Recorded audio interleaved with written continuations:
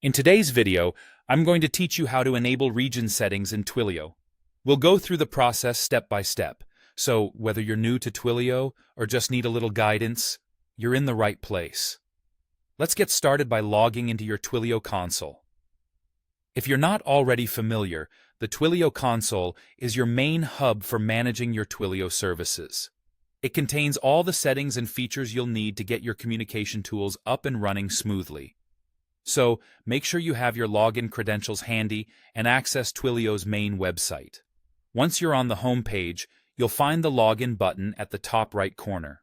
Click on that, and you'll be prompted to enter your email and password. As always, ensure your login credentials are kept secure to protect your account from unauthorized access. Once you're inside the Twilio console, the next step is to navigate to the messaging section. This part of the console is dedicated to managing all things related to messaging, whether that's SMS, MMS, or other types of messages. Under the messaging section, you'll find a choice labeled Settings.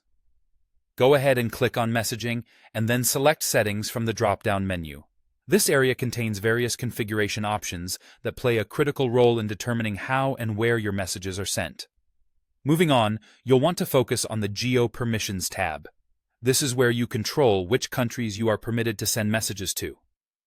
Geo permissions is a crucial feature for businesses and individuals who need to tailor their communication based on regional availability and compliance standards.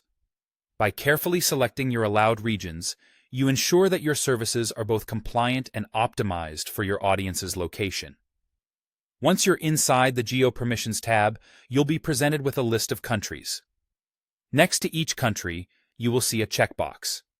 Carefully review the list and identify the countries to which you intend to send messages. Go ahead and check the boxes corresponding to those regions. It's worth noting that double-checking your selections here can save you a lot of troubleshooting later on, especially if you find that messages are not being delivered as expected. After you've made your selections, it's crucial to save your changes. You'll typically find a Save button at the bottom or top right of the page.